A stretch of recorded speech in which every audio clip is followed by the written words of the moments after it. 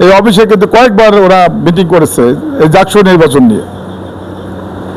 আমার সুযোগ হয়েছে জাকসু নির্বাচনের ভূমিকা রাখার। আমি পড়াশোনা করছি ঢাকা বিশ্ববিদ্যালয়ে।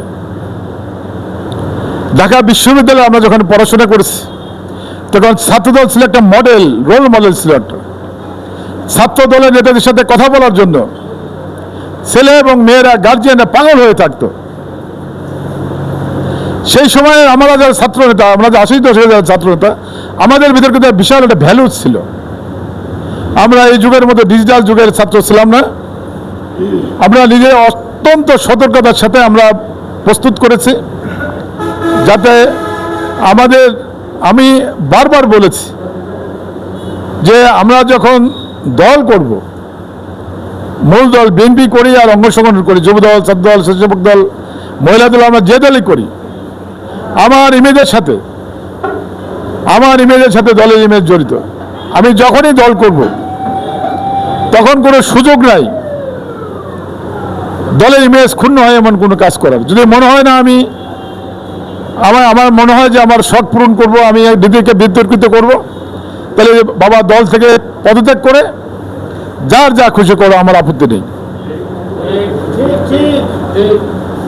কিন্তু এই দীর্ঘদিন পর আমি দেখলাম এটা বলতে দ্বিধা নাই, জাকসু এবং ডাকসুতে ব্যাপক অনিয়ম হয়েছে। ভোটের ক্ষেত্রে ইঞ্জিনিয়ারিং হয়েছে। ইঞ্জিনিয়ারিং কিন্তু একটা নির্বাচনের অংশ, ব্যাপক হয়েছে। তো সেখানে একটা বিশেষ দল তারা বিজয় অর্জন করেছে। আমাদের ভাবতে হবে, ঢাকা বিশ্ববিদ্যালয়ের মতো বিশ্ববিদ্যালয়, জাহাঙ্গীরনগর বিশ্ববিদ্যালয় কেন একটা বিশেষ দলের বিজয় অর্জন করে? আমরা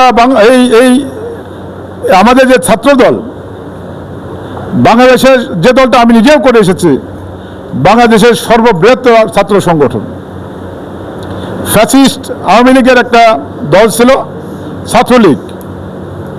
তারা দখল, চাঁদাবাজি, লুট, খুন, ধর্ষণ এমন কোনো কাজ নাই ওই প্রবৃত্ত অঙ্গনে করে নেই, যে কারণে তাদেরকে বিদায় নিতে হয়েছে খুব নির্মমভাবে, করুণভাবে। ডাকসু এবং জাকসু নির্বাচনকে যে বার্তা আমাদের দিয়েছে, সেই বার্তা থেকে আমি একটা কথা বলি রাজবাড়িবাসীকে, রাজবাড়ি মূল দল এবং অঙ্গ সংগঠনকে। এটা আমার আহ্বান, আমি অ্যাডভোকেট আসলাম, আমার আহ্বান যে দলের ইমেজ ক্ষুণ্ণ হয়, জনগণ থেকে আমরা বিএনপি এবং অঙ্গ সংগঠন বিচ্ছিন্ন হয়, আপনারা দয়া করে এই কাজটা কেউ করবেন না।